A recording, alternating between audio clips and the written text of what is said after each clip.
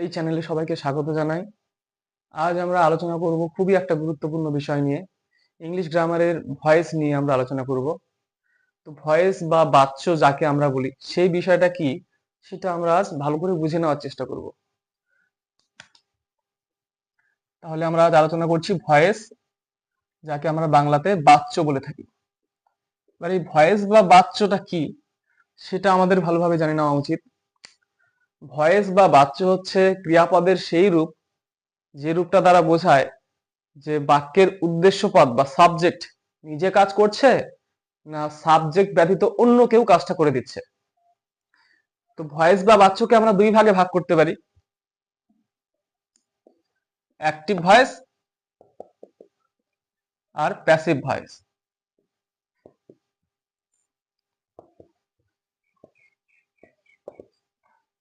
তাহলে অ্যাক্টিভ আর প্যাসিভ এই দুই ভাগে আমরা ভয়েসকে ভাগ করতে পারি। অ্যাক্টিভ ভয়েস কথার অর্থ হচ্ছে কর্তৃবাচ্য বাংলাতে বলা হয়, আর প্যাসিভ ভয়েস কথার অর্থ হচ্ছে কর্মবাচ্য। বাংলাতে আমরা প্যাসিভ ভয়েসকে কি বলি? কর্মবাচ্য বলি। তাহলে অ্যাক্টিভ ভয়েস কি? যখন আমরা দেখব বাক্যের সাবজেক্ট কাজটি নিজেই করছে তখন আমরা বলতে পারি বাক্যটি অ্যাক্টিভ ভয়েসে রয়েছে। আর যখন দেখবো যে সাবজেক্ট নিজে কাজটা করছে না তখন আমরা বুঝবো যে বাক্যটি বা ভার্বটি প্যাসিভ ভয়েসে রয়েছে। তাহলে যখন অ্যাক্টিভ ভয়েসে থাকে কোনো ভার্ব তখন সাবজেক্টটি নিজেই কর্তা হয় বা ডুয়ার হয়, আর প্যাসিভ ভয়েসে থাকলে সেই সাবজেক্টটা কর্তা হয় না, সেখানে সাবজেক্টটা ডুয়ার না হয়ে কি হয়? রিসিভার হয়ে যায়। তাহলে অ্যাক্টিভ ভয়েসে সাবজেক্ট নিজেই কাজটা করে বলে সাবজেক্ট সক্রিয় থাকে অর্থাৎ সাবজেক্ট ডুয়ার হয়। কিন্তু প্যাসিভ ভয়েসে সাবজেক্ট নিজে কাজটা করে না, সাবজেক্ট ব্যতীত অন্য কেউ কাজটি করে। সাবজেক্ট এখানে গ্রহীতা হিসেবে কাজ করে, রিসিভার হিসেবে কাজ করে, সাবজেক্ট এখানে নিষ্ক্রিয় থাকে। তাহলে অ্যাক্টিভ ভয়েসের একটা উদাহরণ দেখে নেওয়া যাক। হি রোট এ লেটার। এখানে লেখা হয়েছে হি রোট এ লেটার। এই বাক্যে সাবজেক্ট কে হি, ভার্ব কি? রোট। কি লিখেছে? অবজেক্ট। তাহলে হি রোট এ লেটার, সে একটা চিঠি লিখলো। এবারে এখানে সাবজেক্ট, এ বাক্যের সাবজেক্ট কে? হি। এবারে ভার্বটা কি? রোট। অর্থাৎ এখানে লেখার কাজটি সাবজেক্ট নিজেই করছে, সে লিখেছে বা সে লিখলো। তাহলে এখানে সাবজেক্ট নিজে কর্তা হচ্ছে, সেজন্য আমরা বলতে পারি বাক্যটি অ্যাক্টিভ ভয়েসে রয়েছে। এবারে যদি আমরা এইভাবে লিখি,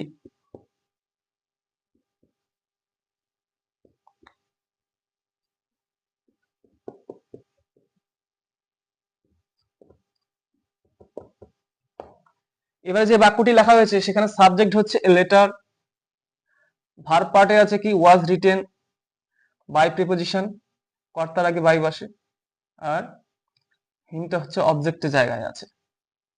ঠিক আছে? তাহলে আমরা কি দেখতে পাচ্ছি? এখানে সাবজেক্টের জায়গায় যে আছে, প্যাসিভ ভয়েসে সাবজেক্টের জায়গায় কে রয়েছে? লেটার। ভার্বটা কি? Was written. মেন ভার্বটা হচ্ছে রাইট। তাহলে ভার্বের মেন ভার্বের বেস ফর্মটা হচ্ছে রাইট। তাহলে একটা চিঠি লেখা হয়েছিল তার দ্বারা। প্রথম বাক্যের মানে হচ্ছে সে একটা চিঠি লিখেছিল। অ্যাক্টিভ ভয়েস যেটা আছে হি রোট এ লেটার, সে একটা চিঠি লিখেছিল, অর্থাৎ লেখার কাজটা সে নিজেই করেছিল, সাবজেক্ট নিজেই করেছিল। কিন্তু প্যাসিভ ভয়েসের যে সাবজেক্ট আছে কে? A letter was written by him, একটা চিঠি লেখা হয়েছিল তার দ্বারা। এখানে যে সাবজেক্ট লেটার রয়েছে সে কিন্তু লেখালেখির কাজটা করছে না, সে কি করছে? লেখালেখির কাজটা তার উপর গিয়ে বর্তাচ্ছে, মানে সে লেখালেখির কাজটা গ্রহণ করছে। এখানে সাবজেক্টটা নিষ্ক্রিয় অবস্থায় রয়েছে, লেখালেখির ব্যাপারে সাবজেক্টটা নিষ্ক্রিয় রয়েছে, সেই জন্য আমরা বলবো এই যে বাক্যটি প্যাসিভ ভয়েসে রয়েছে। ঠিক আছে?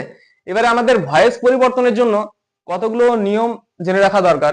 অ্যাক্টিভ ভয়েসের সাবজেক্টের জায়গায় যে থাকবে প্যাসিভ ভয়েসে সে অবজেক্টের জায়গায় চলে আসবে, আর অ্যাক্টিভ ভয়েসের অবজেক্টের জায়গায় যে থাকবে সে প্যাসিভ ভয়েসে সাবজেক্টের জায়গায় চলে আসবে। আর সর্বদাই আমরা প্যাসিভ ভয়েসে মেন ভার্বের থার্ড ফর্মটা ইউজ করব। ঠিক আছে? অক্সিলিয়ারি ভার্ব ব্যবহার করার পরে মেন ভার্বটার থার্ড ফর্ম বা পাস্ট পার্টিসিপল ফর্ম আমরা ইউজ করব।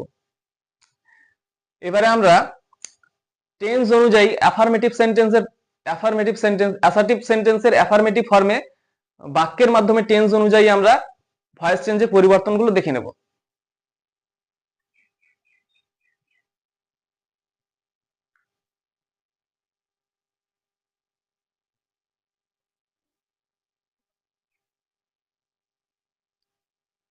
তাহলে আমরা একটা বাক্য সাজিয়ে ফেলেছি, সিম্পল প্রেজেন্ট টেন্সে লেখা হয়েছে বাক্যটি অ্যাসার্টিভ সেন্টেন্স এবং অ্যাফার্মেটিভ ফর্মে লেখা রয়েছে। হ্যাঁ বাচক বাক্যে আমরা এটার ভয়েস চেঞ্জ করব।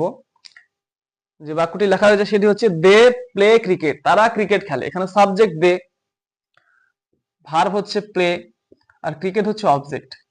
আমাদের যখন ভয়েস চেঞ্জ করতে হবে, যখন আমরা ভয়েস চেঞ্জ করব, তখন আমাদের কিন্তু মনে রাখতে হবে বাক্যে, অ্যাক্টিভ ভয়েসে বাক্যে একটা অবজেক্ট থাকতে হবে, অর্থাৎ ভার্বটি ট্রানজিটিভ ভার্ব হতে হবে, সকর্মক ক্রিয়া হতে হবে। না হলে ওই অবজেক্টটাই তো পরবর্তীতে প্যাসিভ ভয়েসের সাবজেক্ট হয়ে দাঁড়াবে, কি না? তাহলে আমরা যদি অবজেক্টটা, অ্যাক্টিভ ভয়েসে অবজেক্ট না থাকে, তাহলে প্যাসিভ ভয়েসে কিভাবে আমরা ভয়েস চেঞ্জ করব? সাধারণত এটা নিয়ম। এর পাশাপাশি মনে রাখতে হবে যে ইনট্রানজিটিভ ভার্বেরও ভয়েস চেঞ্জ হয়, সেগুলো আমরা ধাপে ধাপে পরে শিখবো। সবার আগে আমাদের মনে রাখতে হবে যে অ্যাক্টিভ ভয়েসে সাবজেক্ট লাগবে, ভার্ব লাগবে এবং অবজেক্ট লাগবে। আর প্যাসিভ ভয়েসে অ্যাক্টিভ ভয়েসের সাবজেক্টটাই প্যাসিভ ভয়েসে অবজেক্ট হয়ে যাবে, আর অ্যাক্টিভ ভয়েসের অবজেক্টটা প্যাসিভ ভয়েসের সাবজেক্ট হয়ে যাবে। তাহলে আমরা সিম্পল প্রেজেন্ট টেন্সের প্যাসিভ ভয়েসের গঠনটা দেখে নিই, বা ভয়েস চেঞ্জ কিভাবে করতে হয় সেটা দেখে নিই একটা উদাহরণের মাধ্যমে। অ্যাক্টিভ ভয়েসে বলা আছে দে প্লে ক্রিকেট, তারা ক্রিকেট খেলে। এখানে খেলার কাজটা দে বা তারাই সম্পন্ন করে, সাবজেক্টটা এখানে ডুয়ার, অর্থাৎ বাক্যটি অ্যাক্টিভ ভয়েসে রয়েছে। এইবারে এটা প্যাসিভ ভয়েস করলে কি হবে? Cricket is played by them, cricket খেলা হয় তাদের দ্বারা। এখানে অ্যাক্টিভ ভয়েসের যেটা অবজেক্ট, সেটা প্যাসিভ ভয়েসের সাবজেক্ট হয়ে গেল। তারপরে সিম্পল প্রেজেন্ট টেন্সের নিয়ম অনুযায়ী সাবজেক্টের পরে আমরা কি বসাই? বি ভার্ব বসাই। প্রেজেন্ট টেন্সের বি ভার্ব গুলি হচ্ছে এম, ইজ, আর। তো সেখানে আমরা সাবজেক্ট অনুযায়ী বি ভার্ব বসিয়েছি। তারপরে ভার্বের থার্ড ফর্ম বসবে, মেন ভার্বটার থার্ড ফর্ম বসবে। এখানে মেন ভার্ব কি? প্লে, প্লে ভার্বের থার্ড ফর্ম প্লেট। তারপরে বাই বসলো, প্রিপোজিশন হিসেবে এখানে বাই বসেছে, এবং তারপরে অ্যাক্টিভ ভয়েসের যেটা সাবজেক্ট আছে সেটা অবজেক্টের জায়গায় চলে আসলো, সেই জন্য প্রোনাউনের অবজেক্টিভ ফর্ম দে থেকে দেম হয়ে গেল। এখানে আমাদের মনে রাখতে হবে যখন কোনো প্রোনাউন সাবজেক্টের জায়গায় থাকবে তখন আমাদের সাবজেক্টিভ ফর্মটা ইউজ করতে হবে সেই প্রোনাউনের, যখন অবজেক্টের জায়গায় চলে আসবে তখন আমাদের সেই প্রোনাউনের অবজেক্টিভ ফর্মটা ব্যবহার করতে হবে। একটা ছোট ছকের মাধ্যমে দেখে দেওয়া বিষয়টা বুঝে নেওয়া যাক। আই সাবজেক্টের জায়গায় থাকলে অবজেক্ট হয়ে যাবে মি, উই থাকলে উই সাবজেক্ট হয়ে, সাবজেক্টের জায়গায় থাকলে অবজেক্টের জায়গায় হয়ে যাবে আস, ইউ থাকলে ইউই হবে, কোনো পরিবর্তন হবে না। এটা সাবজেক্টিভ ফর্ম অফ প্রোনাউনের, আর এটা হচ্ছে অবজেক্টিভ ফর্ম। তাহলে যদি সাবজেক্টিভ ফর্ম হি থাকে তাহলে অবজেক্টিভ ফর্ম হয়ে যাবে হিম, যদি সি থাকে তাহলে কি হয়ে যাবে? হার, দে থাকলে হয়ে যাবে দেম। এইভাবে আমরা সাবজেক্টের জায়গায় সাবজেক্টিভ ফর্ম, প্রোনাউনের সাবজেক্টের জায়গায়, প্রোনাউনটি যখন সাবজেক্ট হিসেবে বাক্যে ব্যবহৃত হবে তখন আমরা তার সাবজেক্টিভ ফর্ম ব্যবহার করব, যখন অবজেক্টের জায়গায় ব্যবহৃত হবে তখন প্রোনাউনটির অবজেক্টিভ ফর্ম আমরা ব্যবহার করব। এই জন্য আমাদের এই পরিবর্তনগুলো করতে হয়। তাহলে এটা এখানে অ্যাক্টিভ ভয়েসের সাবজেক্ট কে ছিল? দে, এটা প্যাসিভ ভয়েসের অবজেক্টের জায়গায় চলে আসলো, সেই জন্য দে থেকে দেম হয়ে গেল। তাহলে আমরা সিম্পল প্রেজেন্ট টেন্সে প্যাসিভ ভয়েসের গঠনটা কি পেলাম? প্রথমে সাবজেক্ট পেলাম, তারপরে আমরা বি ভার্ব পেলাম, প্রেজেন্ট টেন্সের বি ভার্ব, অর্থাৎ এম বা ইজ বা আর ব্যবহার করব সাবজেক্ট অনুযায়ী। তারপরে মেইন ভার্বের third form of the verb, অর্থাৎ past participle form of the verb. তারপরে বাই প্রিপোজিশন ব্যবহার করলাম। সর্বদাই যে বাই প্রিপোজিশনটা ব্যবহৃত হবে সেটা নয়, কিন্তু কর্তার আগে কারো, কোন মানুষের দ্বারা কোনো কাজ হচ্ছে এরকম অর্থে আমরা বাই প্রিপোজিশনটাই ব্যবহার করি, সেই জন্য বাই প্রিপোজিশনটা লিখলাম, মানে কোন একটা প্রিপোজিশন এখানে ইউজ করতে হবে। তারপরে অবজেক্ট, অর্থাৎ অ্যাক্টিভ ভয়েসের সাবজেক্টটা প্যাসিভ ভয়েসে অবজেক্ট হয়ে যায়, সেটা আমরা ইউজ করব। এইভাবে আমরা খুব সহজেই সিম্পল প্রেজেন্ট টেন্সের প্যাসিভ ভয়েস গঠন করতে পারো। প্যাসিভ ভয়েস থেকে অ্যাক্টিভ ভয়েস, অ্যাক্টিভ ভয়েস থেকে প্যাসিভ ভয়েস করা যাবে। এবার প্যাসিভ ভয়েসে যদি এটা থাকে cricket is played by them, cricket খেলা হয় তার দ্বারা। এবারে এখানে প্যাসিভ ভয়েসে অবজেক্ট কোনটা আছে? অবজেক্ট আছে দেম, এটা অ্যাক্টিভ ভয়েসের সাবজেক্ট হয়ে যাবে। তাহলে দেম থেকে সাবজেক্ট হয়ে গেলে কি হবে? দে হয়ে যাবে। আর আমরা কাজটা প্যাসিভ অ্যাক্টিভ ভয়েসে কি করছি? সাবজেক্ট যে থাকছে সে কিন্তু কাজটা গ্রহণ করছে, সে কাজটা করছে না, কাজটা শুধু গ্রহণ করছে। তাহলে এখানে অ্যাক্টিভ ভয়েসের যে সাবজেক্ট সেটা গ্রহীতা হয়, সরি কর্তা হয়। তাহলে আমরা কি করব? প্যাসিভ ভয়েসের যে অবজেক্ট আছে সেটা অ্যাক্টিভ ভয়েসের সাবজেক্টের জায়গায় বসিয়ে দেবো। তারপরে ভার্ব বসাবো, ভার্বের বেস ফর্ম বসাবো, তারপরে অবজেক্ট বসাবো। এইভাবে আমরা প্যাসিভ ভয়েস থেকে অ্যাক্টিভ ভয়েসে গঠন করতে পারি। তাহলে অ্যাক্টিভ ভয়েস থেকে প্যাসিভ ভয়েসে গঠন করাটা কিভাবে করতে হবে? কোন নিয়ম অনুযায়ী? প্রথমে সাবজেক্ট বসাতে হবে, অর্থাৎ অ্যাক্টিভ ভয়েসের যেটা অবজেক্ট সেটা সাবজেক্ট হয়ে যাবে প্যাসিভ ভয়েসে। তারপরে সাবজেক্ট অনুযায়ী অ্যাম ইজ আর বসাতে হবে, মানে প্রেজেন্ট টেন্সের বি ভার্ব বসাতে হবে, তারপরে মেন ভার্বের থার্ড ফর্ম বসবে, এখানে মেন ভার্বের থার্ড ফর্ম বসানো হয়েছে, প্লে ভার্বের থার্ড ফর্ম প্লেড, তারপরে প্রিপোজিশন বসানো হয়েছে বাই, তারপরে অবজেক্ট বসানো হয়েছে, অর্থাৎ অ্যাক্টিভ ভয়েসের যেটা সাবজেক্ট সেটা অবজেক্ট হয়ে গেছে এখানে এসে। এইভাবে আমরা খুব সহজে অ্যাক্টিভ ভয়েসে সিম্পল প্রেজেন্ট টেন্সের অ্যাক্টিভ ভয়েসে প্যাসিভ ভয়েস গঠন করতে পারবো, অ্যাক্টিভ ভয়েস থেকে প্যাসিভ ভয়েসে যেতে পারবো।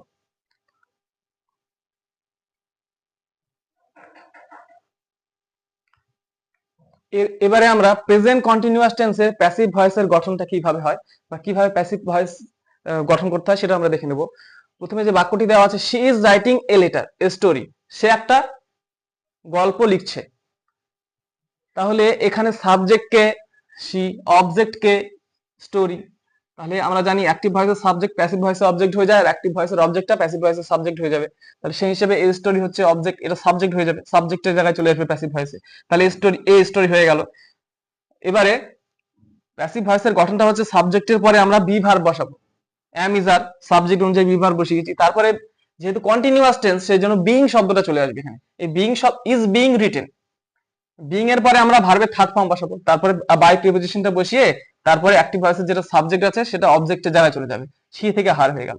তাহলে মিনিংটা কি হলো, she is writing a story, সে একটা চিঠি, সে একটা গল্প লিখছে।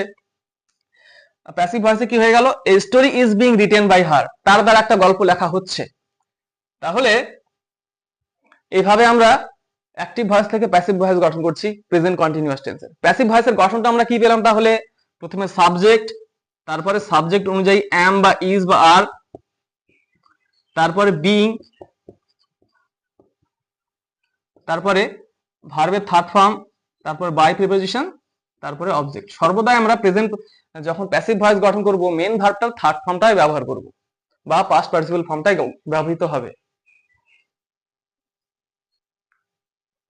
আচ্ছা, এখানে যে বিং শব্দটা ব্যবহৃত হলো, এই স্টোরি ইজ বিং রিটেন, একটা চিঠি লেখা হচ্ছে, এই বিং শব্দটা দ্বারাই বোঝা যাচ্ছে যে মানে এখানে যে কাজটা অন্য কারো দ্বারা হচ্ছে আর কি, মানে এই ভার্ব পার্টটা পড়ে আমরা বুঝতে পারবো যে কাজটা অন্য কারো দ্বারা হচ্ছে, একটা চিঠি লেখা হইতেছে বা হচ্ছে, এখানে অর্থটা এই রকম। তাহলে সাবজেক্ট যে সে কাজটা করছে না, সে কাজটা গ্রহণ করছে, তাহলে এই ক্ষেত্রে আমরা ভার্ব পার্টটাকে সবসময় লক্ষ্য রাখবো যে ভার্ব পার্টটা কিভাবে লেখা হচ্ছে, ঠিক আছে।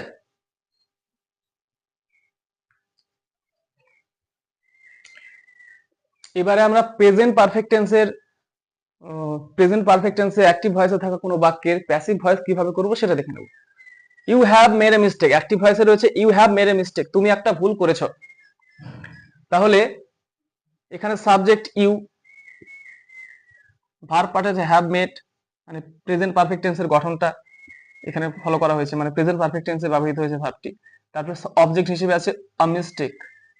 তাহলে আমরা জানি অ্যাক্টিভ ভয়েসের যেটা অবজেক্ট সেটাই সাবজেক্টের জায়গায় চলে আসবে প্যাসিভ ভয়েসে, তাহলে এ মিস্টেক সাবজেক্ট হয়ে যাবে।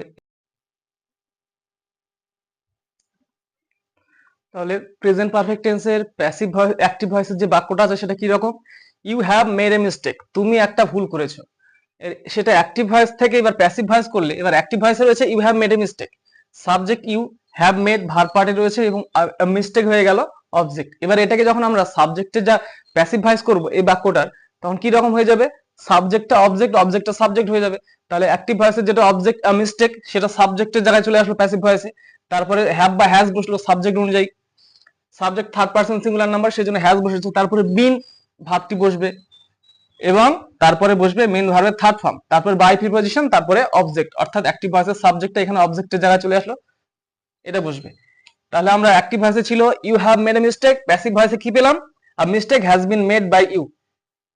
অ্যাক্টিভ ভয়েসের বাংলা মানেটা হয়ে যাচ্ছে তুমি একটা ভুল করেছো, প্যাসিভ ভয়েসের বাংলা মানে কি হয়ে যাচ্ছে, একটা ভুল করা হয়েছে তোমার দ্বারা। তাহলে প্যাসিভ ভয়েসের গঠনটা আমরা কি পেলাম, প্রথমে সাবজেক্ট পেলাম, যেটা অ্যাক্টিভ ভয়েসের সাবজেক্ট সেটা অবজেক্ট হয়ে যায়, যেটা অবজেক্ট সেটা সাবজেক্ট হয়ে যায়, মানে অ্যাক্টিভ ভয়েসের সাবজেক্ট প্যাসিভ ভয়েসের অবজেক্ট, অ্যাক্টিভ ভয়েসের যেটা অবজেক্ট সেটা প্যাসিভ ভয়েসের সাবজেক্টের জায়গায় চলে আসছে। তাহলে সাবজেক্ট পেলাম, প্যাসিভ ভয়েসের গঠন কি হলো, প্রথমে সাবজেক্ট, তারপরে সাবজেক্ট অনুযায়ী হ্যাভ বা হ্যাজ, তারপরে আমরা পাচ্ছি বিন, বিন শব্দটা বসাতে হবে, এটা প্যাসিভ ভয়েসের চিহ্ন, ঠিক আছে। তারপরে মেন ভার্বের থার্ড ফর্ম,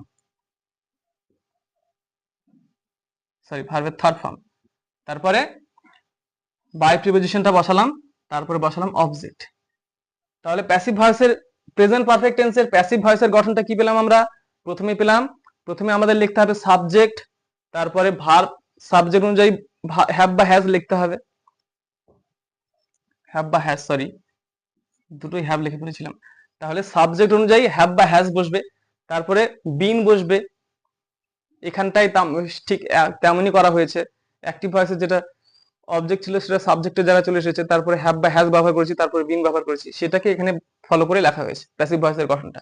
সাবজেক্ট, সাবজেক্টের পরে হ্যাভ বা হ্যাজ, তারপর বিন, তারপরে মেন ভার্বের থার্ড ফর্ম বা পাস্ট পার্টিসিপল ফর্ম, তারপর আমরা প্রিপোজিশন বাই ব্যবহার করলাম এবং অবশেষে আমরা অবজেক্ট ব্যবহার করলাম। মানে অ্যাক্টিভ ভয়েসের যেটা সাবজেক্ট ছিল সেটা প্যাসিভ ভয়েসে অবজেক্টের জায়গায় চলে আসলো। এইভাবে আমরা খুব সহজে সিম্পল প্রেজেন্ট পারফেক্ট টেন্সের অ্যাক্টিভ ভয়েস থেকে প্যাসিভ ভয়েস গঠন করতে পারবো।